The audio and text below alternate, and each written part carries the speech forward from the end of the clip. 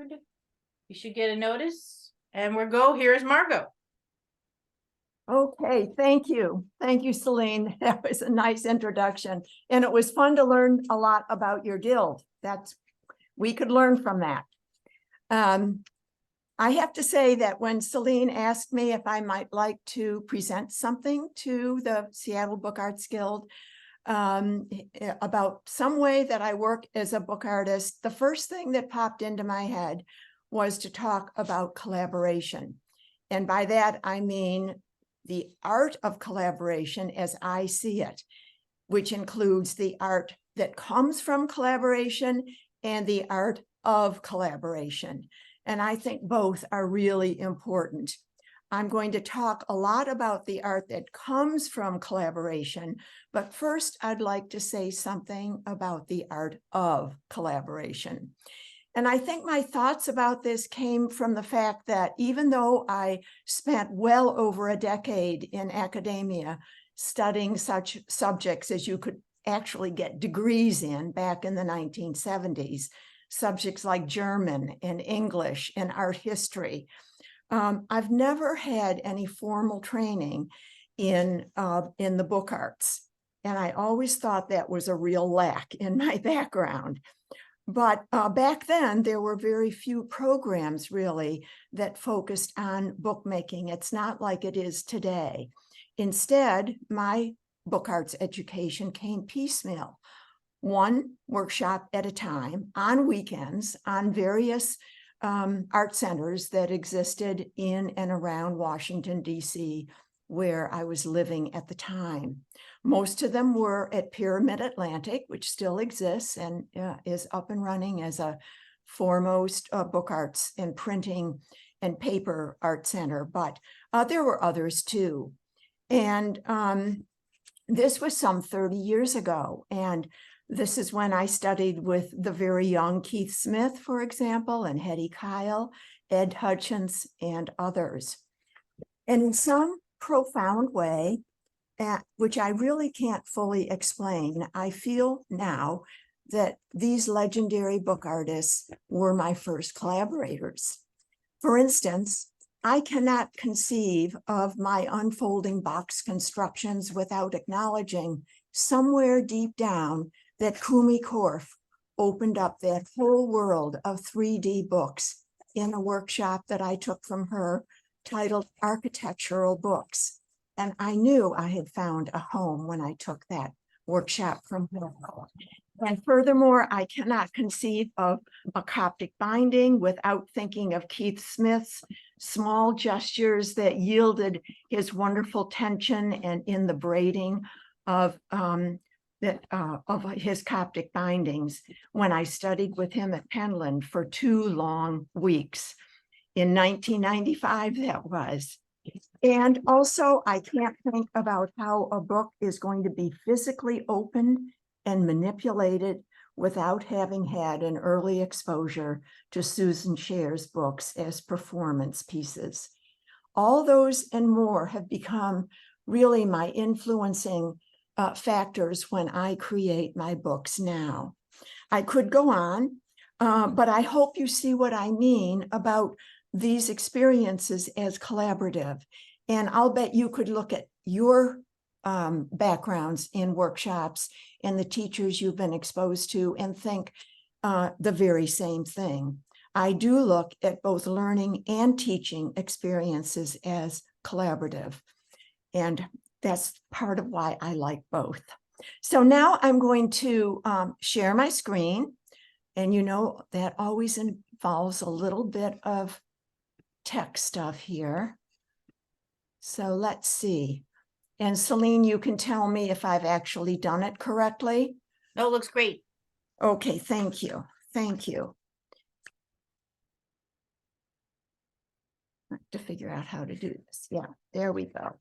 I'm going to talk about the art of collaboration by talking about a couple of things that have gone on in our Northwoods Book Arts Guild. We were only founded in 2011, so we're not nearly as old as the Seattle group, but we aspire to that. And we are located in Fairbanks, Alaska. And our mission says that we are promoting the book arts through education, exhibitions, and community outreach. And that's true. But I would add that we are, or we have become collectively, a learning community focused on the craft of bookmaking as a means of communication and self-expression. The first manifestation of our becoming a learning community in this way is a project called Imprints. And it was finished in 2019, but it was going on for about 3 years, I think. And it was a collaboration of writers, artists, letterpress setters and printers, binders and casement makers, and patrons and benefactors. And all of that yielded finally an edition of 32 copies of a book we called Imprints. I admit to instigating this project, and it's because I admired Kitty Marriott so much. And some of you may know this book, 60 over 30. It refers to 60 collaborative books that she edited and directed over 30 years of teaching at Scripps College in California. Every semester, she conducted a class in which this group of students created from start to finish, from concept to completion, an edition of artist books, and they were all subscribed in advance. So she was at PBI in 2002 when I was there, and I didn't take her class, but I watched from afar, and I said to myself, this is what I wanted to do too. So it didn't take long before we entered into a phase of making imprints at Northwoods Book Arts Guild. The whole project consists of what you see here. It's the book that's in the middle, and it had a casement, which is on the right, and a little booklet, which amounted to a very detailed expanded colophon on the left. Here's a shot of the book in the casement. It's a quite articulated casement with a well into which the book fit, and it was quite nice. And here's an example of a folio page. The pages were printed one folio at a time on our little letterpress shop in the Guild. We used our newly donated Kelsey Press, donated by Charlotte Bird from San Diego. And we got another Kelsey from Bruce Campbell, who actually got it from his grandfather. And then to that, we added a third, a Pearl Press, which was gotten at an antique shop, sold as a lawn ornament of all things here in Fairbanks. So we have 3 little presses, the Pearl being the largest. And with the 2 smaller ones, we printed our imprints. So the text and illustrations amounts to 10 poems by 10 local poets, and they were paired with 10 prints by 10 local member artists. And that made up the book. There was no sewing involved. These folios were drummed together. And then out of the pages themselves, we made small broadsides, and they were available separately in the studio, and some of them are still available. So here we are learning how to do prints. We really started from the ground up and worked as a community. Here we are being led by Clara Maish, a real printmaker, so that we ourselves could be printmakers too for our book. And here we are towards the very end of the book, drumming the folios together. And pretty soon we had what we call a complete book. So the next project we did, very much in the same way, was our set book project. And this was done in partnership with the UA Press. University of Alaska has a printing imprint press, and we worked with Nate Bauer, the director, and Peggy Shoemaker, who was the editor of the Alaska Literary Series. And what we did to begin with was to select 4 books from that series and concentrate on those as options for our artists to select and rebind a book, just one of them at a time. So we had them reprinted, and they could rebind from the reprint, or they could take a real binding itself and take off the covers and rebind the book as it was published. I'm going to show you just some examples from that. This is an example of Kim Cornwall's Of Darkness and Light. This piece is by Stephanie Strandberg.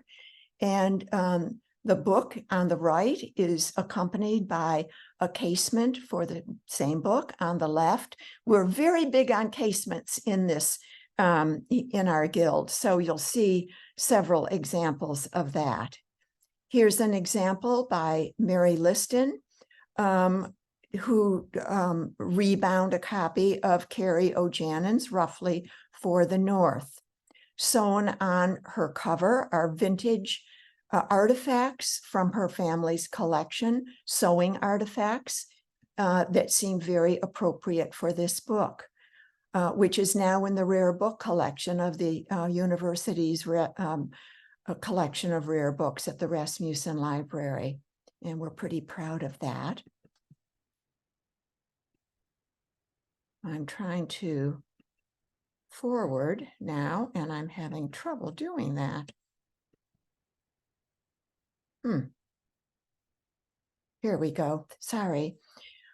Here's an example by Cheryl Peterson of a binding of Tom Sexton's Levi Rides a Celestial Dolphin Home. And she has created a variant, I guess I would say, of a caterpillar binding using her Kimohomo woven cords, which she has brought from her native Swedish background. And here is an example of the other book we had in our choices, Chris Miles' Armor and Ornament. This example is by Aurelie Knudsen. The book on the left with cover boards and a casement on the right, way outside the box here, made out of cement and rebars. And what you see in the back of the casement is the colophon embedded in the cement. And here's an example that I contributed to the collection. And I also worked with Chris Miles' Armor and Ornament. I normally don't do cased in bindings, but I use this as an opportunity to do that, coupled with pochoir on the cover, on the casement, and as end papers.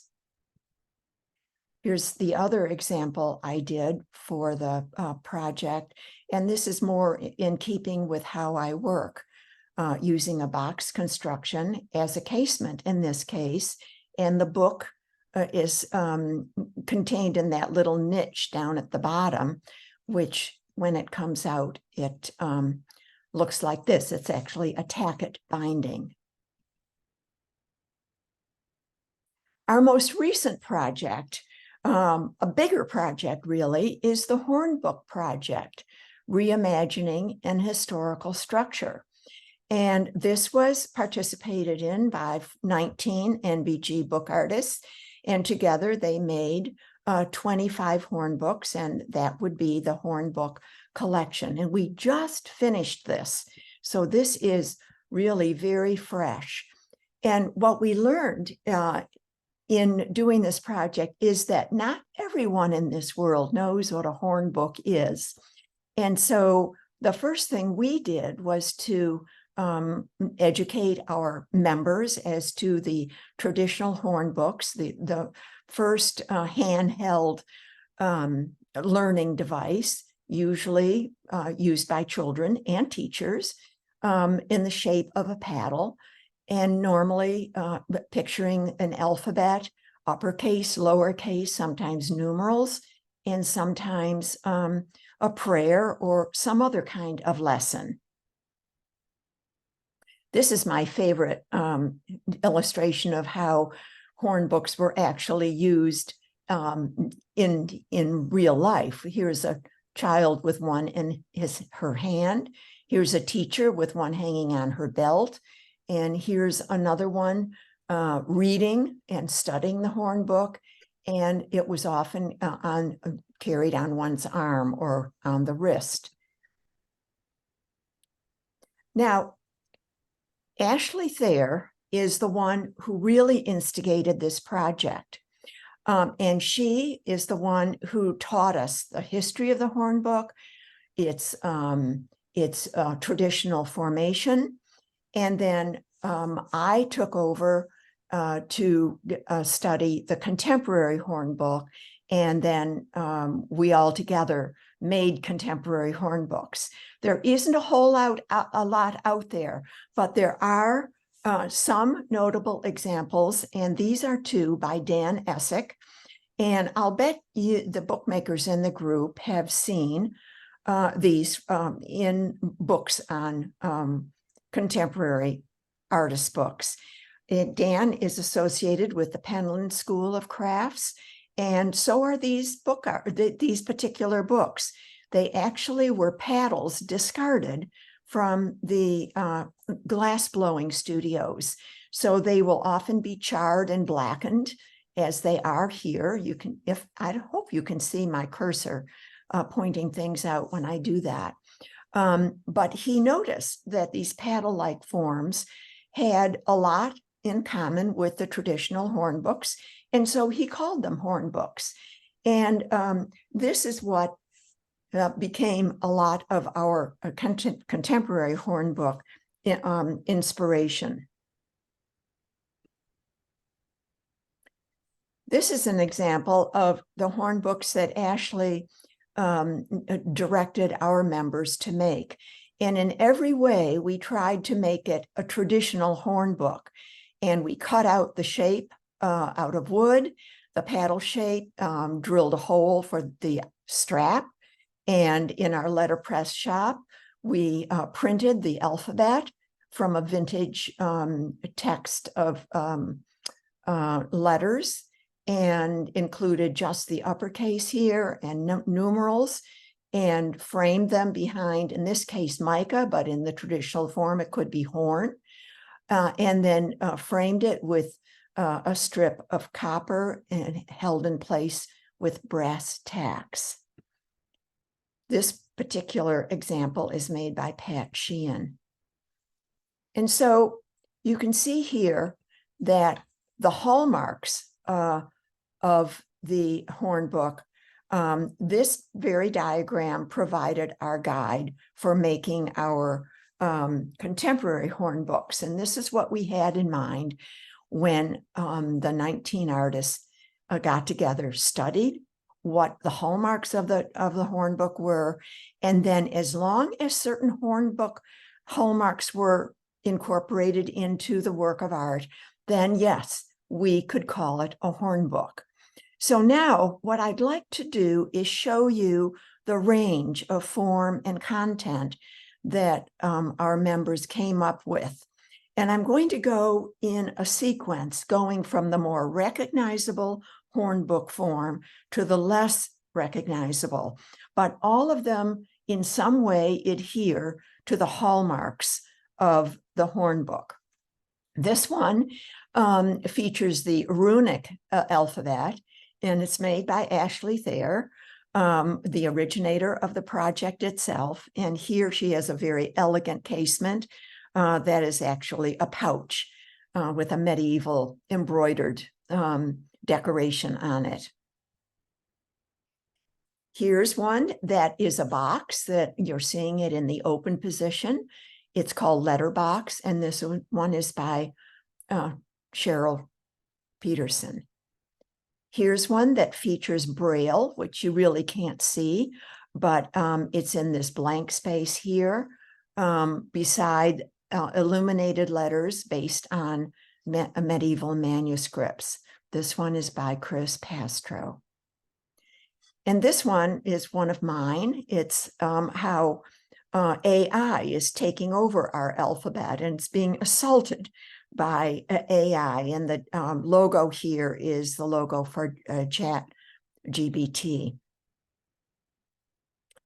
Here's one by Connie Strix called Cuneiform Hornbook, fashioned with found objects. Lois Henderson did this one. It looks traditional, but instead of letters, we have rusted forms standing in for the alphabet. And this one by Georgine Seliger is, it's a hornbook because it's an instrument by which one perhaps could know oneself better. It's a hornbook that encourages you to pick it up and experience its movable parts. A disc here that turns, a level here that moves, a whole thing swivels on the handle, and you see yourself, depending on where the whole hornbook is positioned, in a mirror in the middle. And then on the reverse, there's an enigmatic text that really, it completes the whole thing. Here's Susan Campbell's hornbook that records and amplifies the imagery of her poem titled Learning to Read. Mary B. Kaufman's hornbook teaches us about the damage caused by spruce bark beetles. This one is very large, although you can't tell here. Pat Sheehan's hornbook reveals secrets to winning in Scrabble.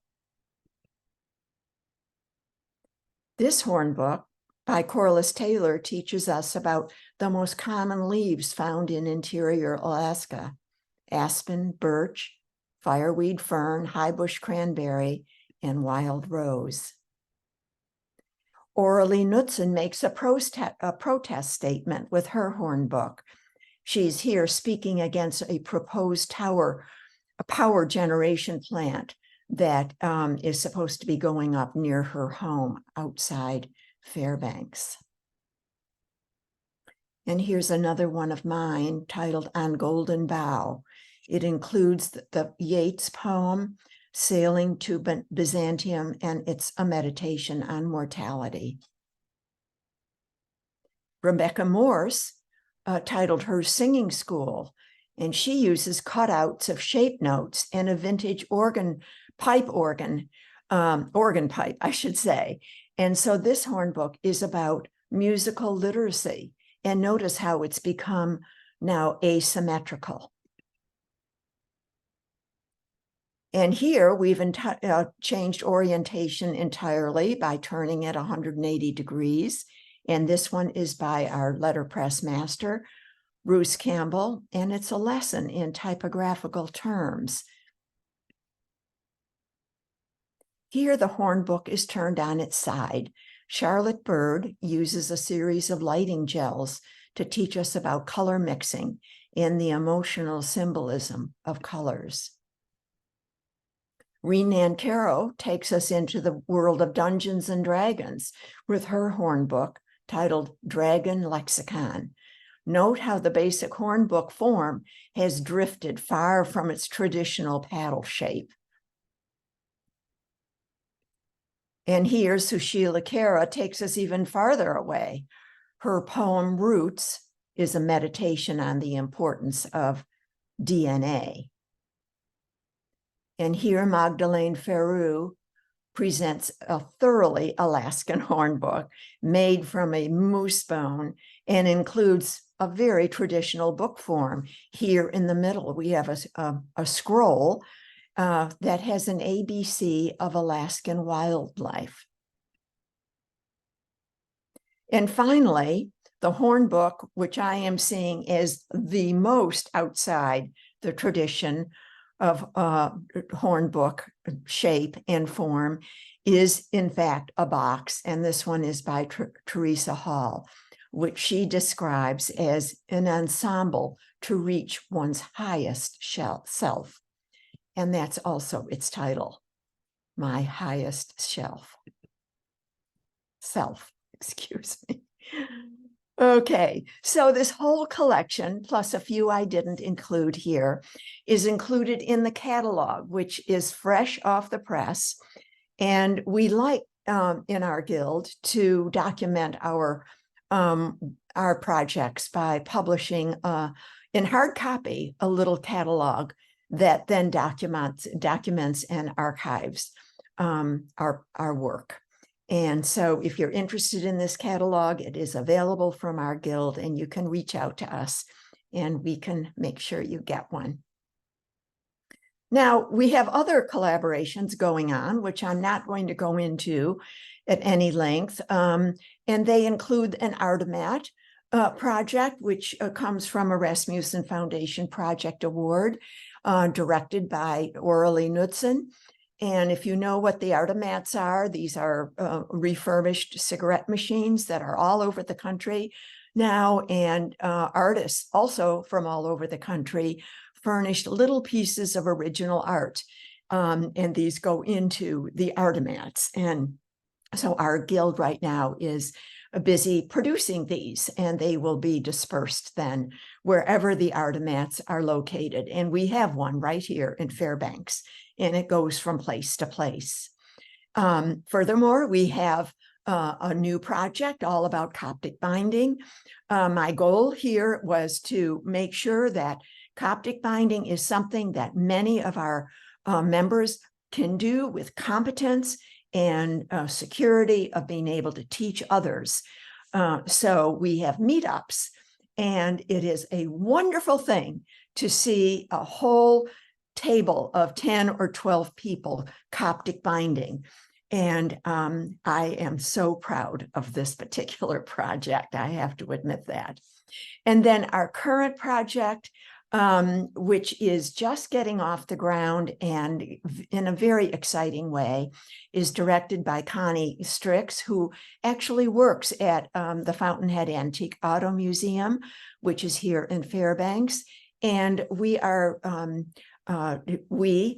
the members who choose to participate are making artist books that respond to either the antique cars in the collection or possibly the vintage fashions, which are coupled with the cars in the collection.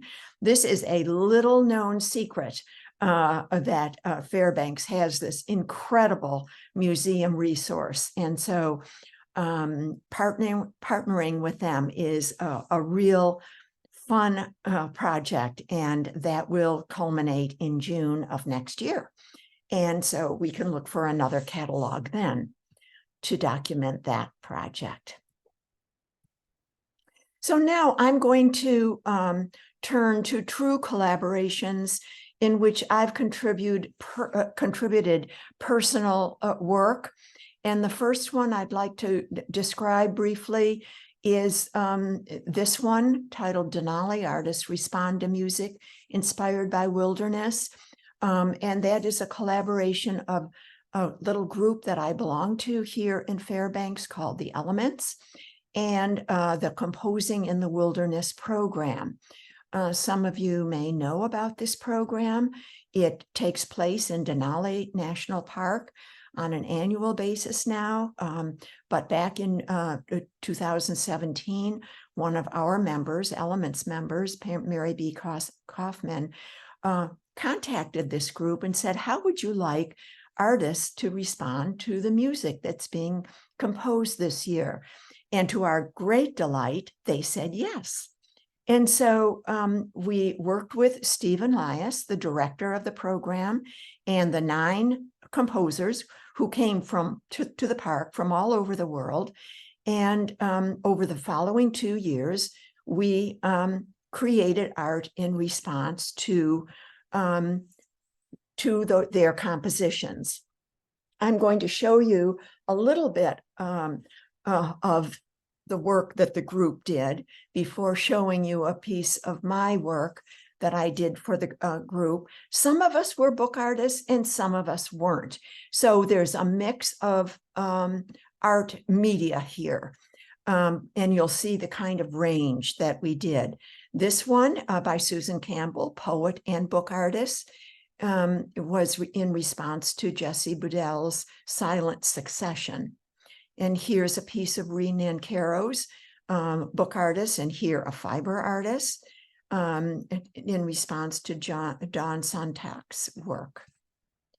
And here Charlotte Bird, book artist and fiber artist in combination here. And Nancy Housel Johnson, a tile artist, also in response to, I don't have the name of the piece in my notes here, but a different piece. And Mary B. Kaufman, again, whose instigation made the whole project possible. She's both painter and book artist, here a painter. And when these pieces were put together in an exhibition, it was wonderful because it included the works that we did. Here, 2 works that were in response to a piece of music, which was included in this binder. So in the binder, we had the score of the music, the program notes, something about the composer.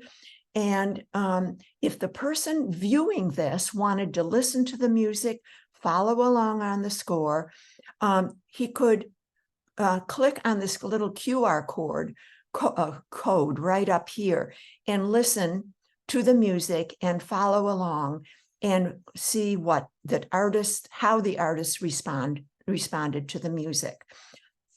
So it was quite wonderful. Here's one of the pieces that I did. It's called Passage, and it was in response to Jessie Budell's Silent Succession.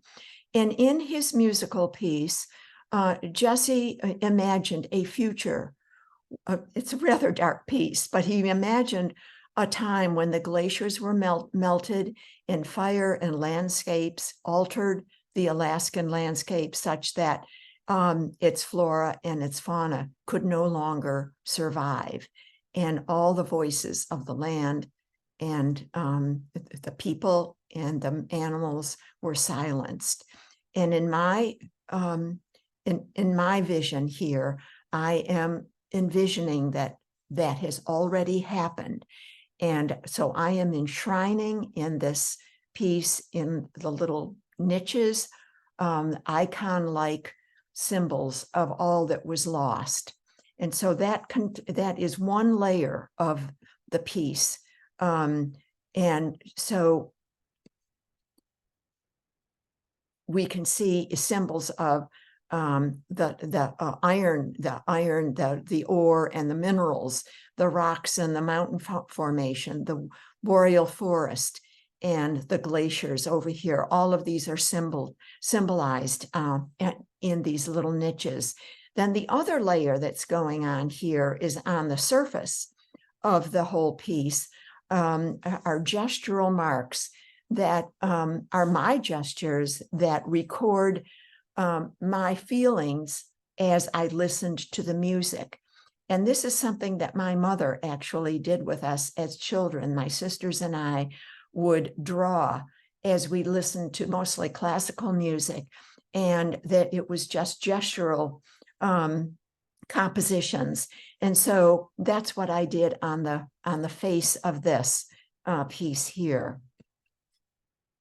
And the back, which actually shows you the cover of the piece when it's folded up. This is the cover, and this is the very back, shows the colophon. Oh, I forgot to say something about the this part. So here in the beginning of the piece shows how gently the rivers were flowing and the winds were in the mountains, and then the music gets wilder and louder, and soon there's a cacophony of sound when things fall apart, and then things die down and fade away. And in a funny kind of way, there is a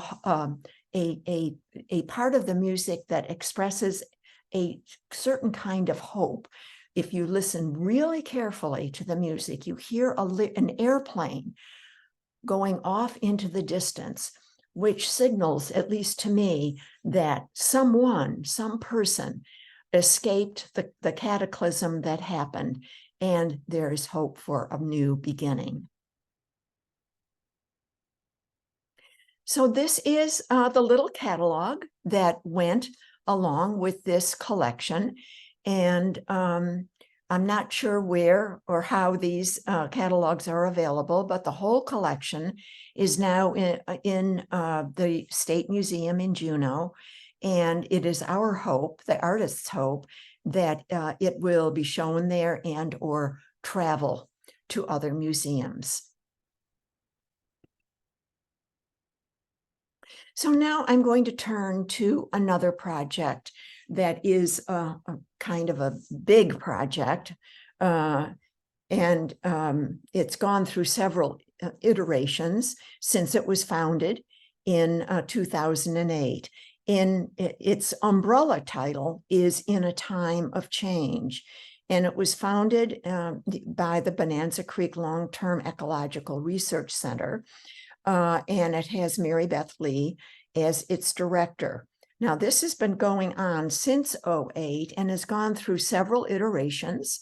And I'm going to show you a couple of books that I did for an iteration called Trophic Cascades. And this was back in, I think, 2017. But in any case, this book is very much a collaboration with the poet Daryl Farmer, who was part of the collaborative group. And it is very much sort of typical of the kind of books that I make, melding my box constructions with a paginated book. It becomes more three-dimensional.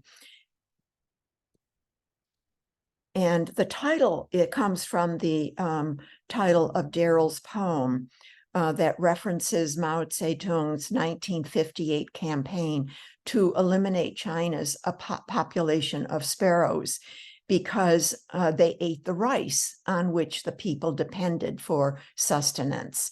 And so Mao ordered the people to kill the sparrows so that they wouldn't eat the rice. But what he didn't realize was that the locusts would come along and eat the rice, and therefore there was no way to feed the people, resulting in a devastating population drop. And here you see some of those very gruesome images of that time because of the starvation.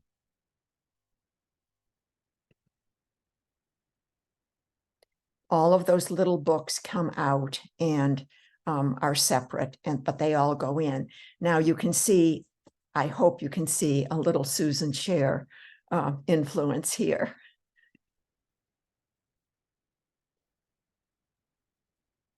Okay, another piece that I did for Trophic Cascades is represented by something that I do very typically, and these are rather large pieces that are altarpieces in form.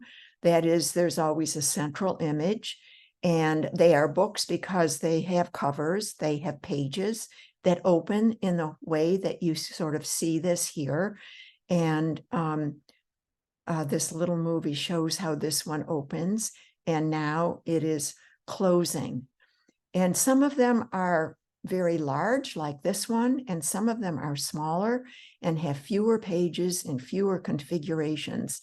But this is one that is called Reliquary, and it's about the mystique of the wolf in Denali National Park, which has a long history, very complicated by politics and devotion by people who almost worship the wolf and the wolf spirit. The current ITOC project is called Boreal Forest Stories. And I'm just going to talk about my part in this, which does include some books, which I'm going to try to concentrate on. But what I made basically is a series of chairs that couldn't have been constructed without bookmaking techniques, I have to admit. But here they are giving you an idea of how they were displayed in the exhibition, so that you have 3 of them on large cases like this one and this one. There's another one up here. And in the back of these are little cubby holes where books, artist books are located, and they get displayed on the back of the base itself. And then other little ones are on smaller bases, and they do not have artist books that in connection with them. So here are 2 of the smaller ones. And this one is called Mary's Wings. And the story that this chair tells is about this specimen of a little butterfly here that was gifted to me by Mary Liston, and hence the title of this, called Mary's Wings. And this one over here is called Rootwood, and it comes from the rootwood of a fallen spruce tree, which is really neither the tree nor the root, and hence we're calling it rootwood. And it was very punky wood that had to be sewn together in this way to create the chair. So this one does have a little book associated with it, and a story. It's called Fallen Crone.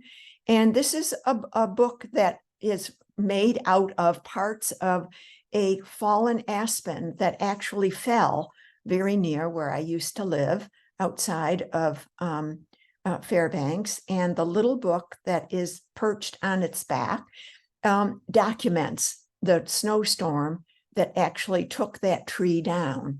And I harvested its parts, including parts where the woodpecker had its home, and made the chair out of that. This one is called Bracket Chair, and it's made out of birch, all of it, the bark, the twigs, and also the bracket fungus, which is made out of, which forms its seat there, and a tiny one which embellishes its side. And the book that's associated with this is a little compilation of images that were taken of that fungus with the SEM microscope. And the SEM microscope is something that the university had, and we were invited to use. That stands for Scanning Electron Microscope. And these images are fascinating pictures of how the surface of that fungus actually looked. And then the third one is called Owl's Call. Now, this was made out of aspen twigs and has in its seat here the contents of an owl's pellet, hence the title. And the contents of the pellet are both in the seat and also in this little artist book that have all the fascinating bones that were regurgitated in the pellet and sorted out and arranged in this composition. And it's quite amazing. The longest history of personal collaboration comes from my working with my late husband, Frank Soos. And one might say that our relationship, our marriage even, was built on the foundation of collaboration. Frank admitted to being a writer, but he certainly never thought of himself as a poet. And yet we have countless texts that qualify as poems, or at least prose poems.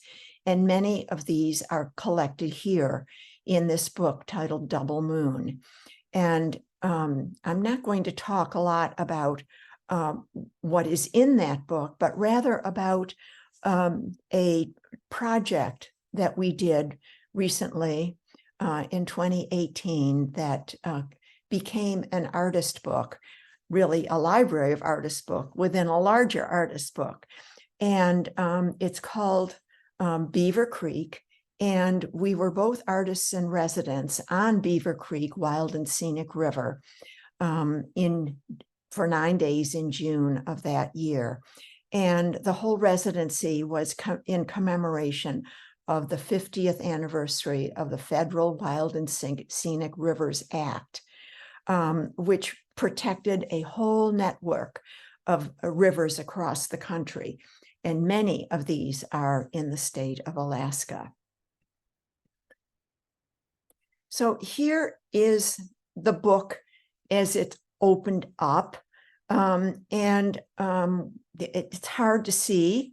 I don't have a picture of the book in its closed form, but all of these close to make a big block. And then when it opens, it becomes a meandering river, just as Beaver Creek is a meandering river.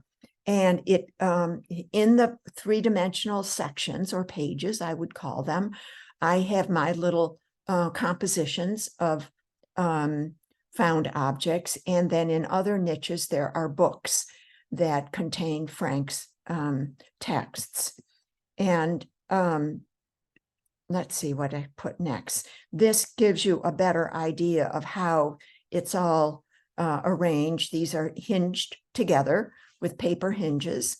And all of these little compositions refer to something that that happened on the trip. The title of the whole book is here on its cover. And I have to say that the central image here, that woven rock, is the only piece that I actually made on the trip. And it's not that I hadn't planned it otherwise, but there was only one evening in the whole trip that wasn't bombarded with snow, sleet, rain, wind, cold, you name it. It was a fairly miserable 9 days, I might say, but joyful in every way at the very end. But on the one night that there was lovely weather, I made this little woven rock here. And of course, I had to include it in the book. And what I had imagined was that I was going to have everyone make these sorts of things on a succession of evenings when we would sit around the fire and make things. But that was not to happen. One example in the composition niches was, I wanted to show you in particular because it's my way of symbolizing the most lasting sensation of the trip. And that sensation was being tossed up and down from side to side by the current of the river. Now, this is typical of my work in the sense that I am working very symbolically. But what I'm really trying to get across is this kind of thing where I am being tossed about by the river in that kind of series of motions. And if you were standing in front of the real book, you would see that this ball goes back and forth as our boat did, our raft did, from side to side. So here's above river and here's beneath river, where you see the current and the fish symbolized. Other times, I took a landmark, a notable landmark, and made a niche about it. This is called Dragon Rock, and that became this niche in the book. And here we have an image of the cut bank. We saw lots of cut bank, and it was fascinating to us how you could see years of ecology here in just one little snippet of cut bank. And that became symbolically this image in my piece. And here's the little book that refers to that cut bank, Frank's poem in this case, and my photographs that go with it in this little screen book. And here's something that was an amazing thing. One of the very joyful moments on the trip where we saw this phenomenon across the river. We were on a gravel bar trying to get warm. Actually, some of us were close to hypothermic. And so we were trying to drink hot cocoa and move around to get warm. But across the river, this is what we saw. And it was the most amazing thing. And so that has its place in my one of my niches, symbolized like this. And it also got a little book that looks like this.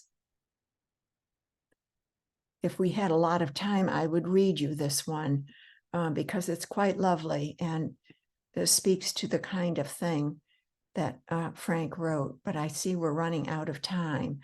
Here's another one of the books that spoke to the snow that we experienced. And so my image here is to hopefully symbolize snow in the fabric of the book. Here's another one that speaks to an airplane wreckage that we found on the river. We knew that an airplane had recently crashed on the river, which didn't give me any confidence in this whole trip, but nonetheless, we did find the wreckage, and I actually found it quite beautiful. So I made this little book, inventing across the spine cords. I don't know what you would call this, but there is a poem in there with images of the wreckage itself. Here's one that features grayling skin, which we did fish and catch, and then I skinned out a couple of grayling, which gave me some material to work with.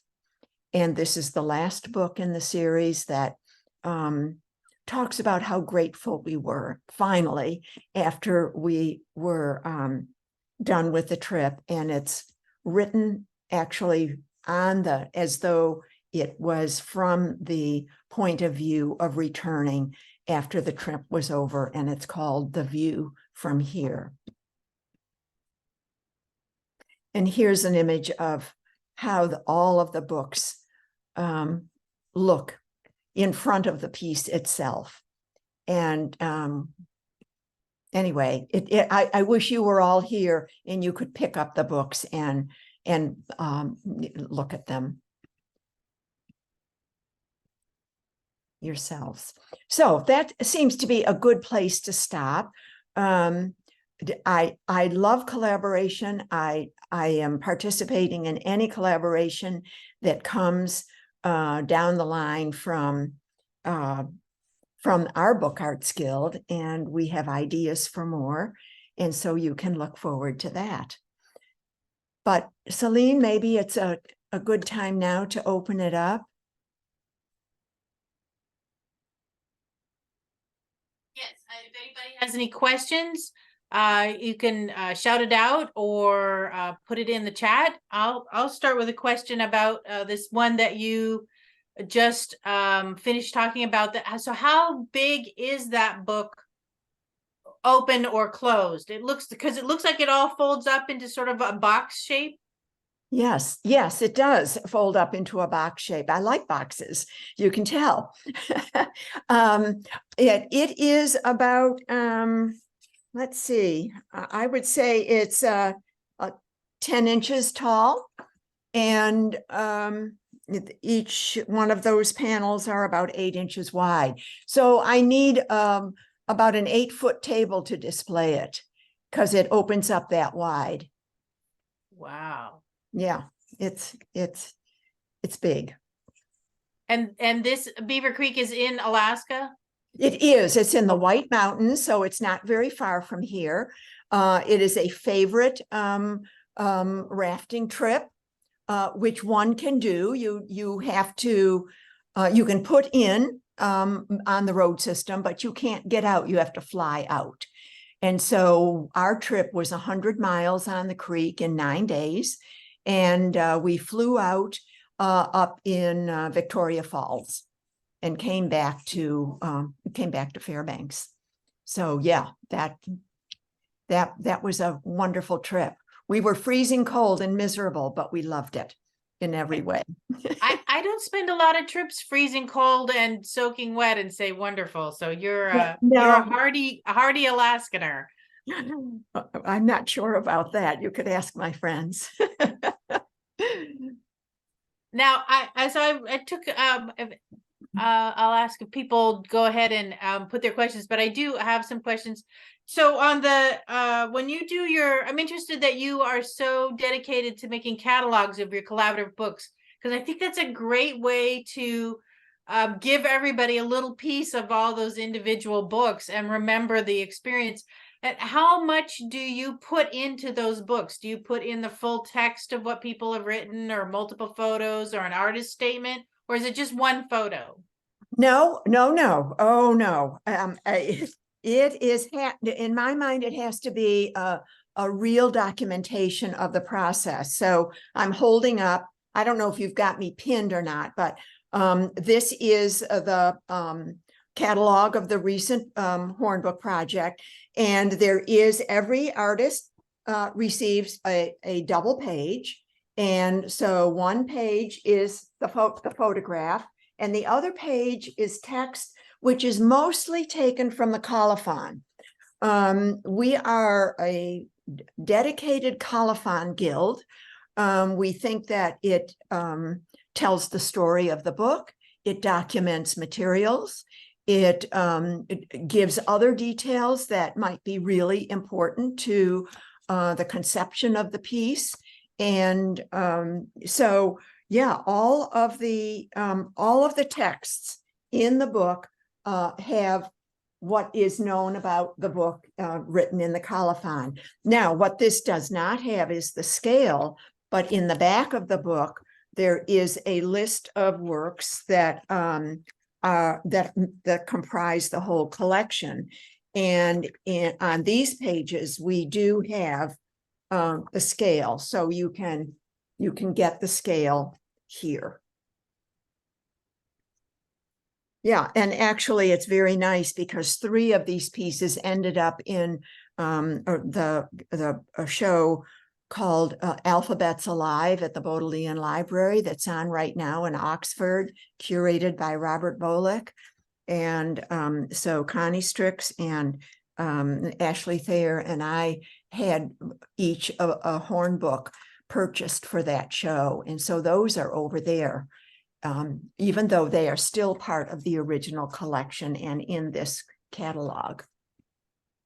And how do you print those?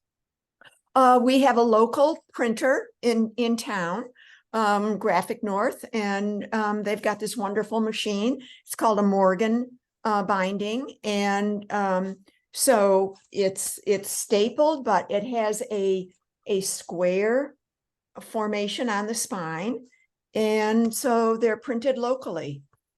Oh, and that's really wonderful. Yeah, it's wonderful.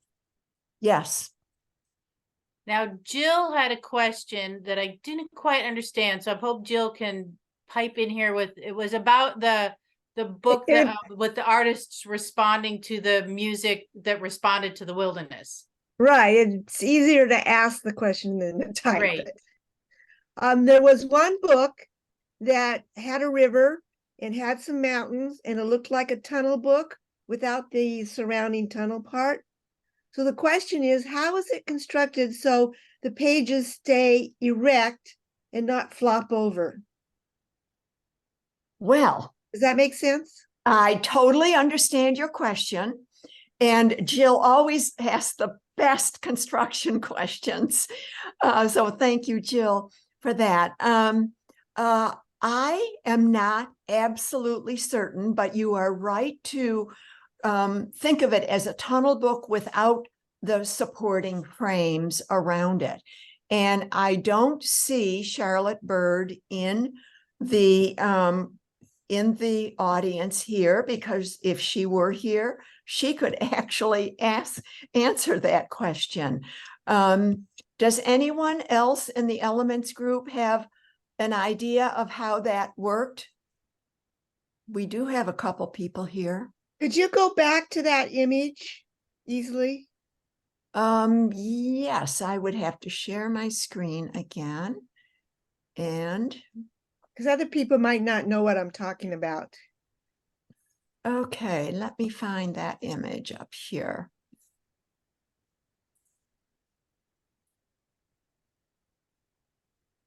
Here we go. Yes. So it does close. What you see here in the foreground is the front cover, so that you are right in imagining how it would close, and the succession of pages just stand up very, very well like that. But I honestly cannot remember specifically how they maintain the rigidity that they do. It's an accordion structure. So it accordions back and it's very flat, so it all stands upright on that accordion framework. Okay. Okay, that helps. That helps a Because little. you could pull that thing, you could stretch it out to be, 20 inches from front to back if you wanted to, but she collapsed it the way you see it. And it actually had to be propped up just a little bit with some, I forget what you call it, at the back, just to hold up the back cover. But it was pretty sturdy. Okay. All Great. right. Thank Hope you. that helps. Yes. And Laurel, you had a question? No, I just had a comment.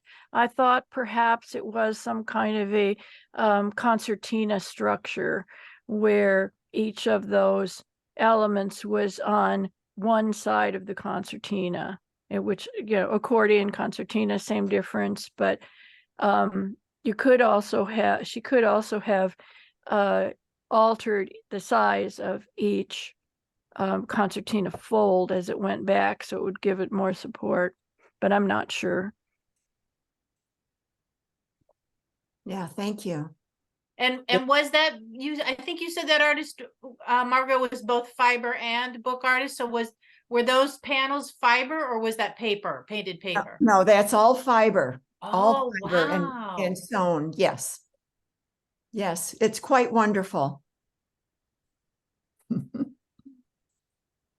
I have a question on the horn books too. You showed, I really enjoyed the breadth of different kinds of horn books, of people's interpretations of them. And on the dragon one, I was wondering, what was that horn portion and then the dragon portion made out of?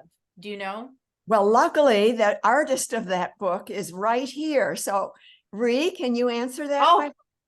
Well, the background is a bowl made by John Manthei. It was a burl from a spruce tree that he had, carved out. So it was a very, very thin, lovely bowl. And I told him what I thought. It was a gorgeous bowl, and he handed it to me and said, "Here, it's yours." And he helped me make the black structure that it sits in for another bowl. And I was up there picking up that stand, and I turned around and put that bowl on the stand. It fit perfectly. The dragon fit right in it. It was quite magical how that happened. And my dragon kind of grew like Topsy. I really did not know what I was doing, but I knew that for some reason I really wanted to do a dragon. I have not done much with Dungeons and Dragons, but it's a manageable group of dragons. So I illustrated the 10 different kinds and used the fire dragon as the illustration on the one side. In my fiber work, I do a lot of illustration of wildland fires here in Alaska. So doing the fire dragon seemed to be, very appropriate. And I just kind of built him as I went. You know, I thought, oh, I guess the wings need to be supported. So my daughter-in-law had some pipe cleaners, and I ended up wrapping it around. I put many hours into it. It was just great fun to do. And is it paper clay or fiber or? It's fiber. It's the fiber is fabric that I designed myself, and I I drew the dragon out, and I laid it on the fiber so that the pattern went where I wanted it to, you know, in the body of the thing. And then I sewed it together, satin stitch around these pipe cleaners around the edge and held it together, and I stuffed the inside with a stuffing, so he's actually quite three-dimensional. And the claws and the scales were made with Sculpey, brown Sculpey, but then I decided it needed to be black, so I very carefully, you know, painted them after they were already on the critter. So I did everything pretty much the hard way, because I'd never done anything like that before. Well, and I think the hornbooks were really kind of a great example of that, because it's a very basic shape, but then to see all the ways that people interpret it, I love that the runic one used a completely different alphabet, but it was still the same concept of we're going to learn from this, or we're going to explain something. And I liked, Margo, how all of those, you had that as your guiding principle. It has to teach you something, because that's what a hornbook does, and it has to have a handle and be representative of a story. So that was really a cool collaboration. I'm really So glad I'd see like the to make result a of that. comment about the Northwoods Book Guild. We have what we call an open lab on Wednesdays from noon until 2, and Margo is almost always there, and other people who are coming for inspiration. And you sit around the table and you've got these kind of sketchy ideas. You don't know just exactly what it is you want to do. And usually Margo is the one that can take it to another level, but other people at the table contribute too. So you're able to go way beyond what any one of us on our own could do. It's just like this group working together. You come out with these wonderful ideas that maybe 2 weeks later it grows even more in a different direction. It's just a wonderful spontaneous thing that happens. And I think Margo was talking about that when she talked about, you know, working in collaboration with others. Thank you, Ree. That does explain it very well. Yeah, I do think that our guild is a good example of a learning community now, and it works for all the reasons Ree was talking about. So, and how nice to see so many of us here. Thank you. Well, I think that's a great note to end on, unless anybody else has any last questions. I'm going to go ahead and try and stop the recording.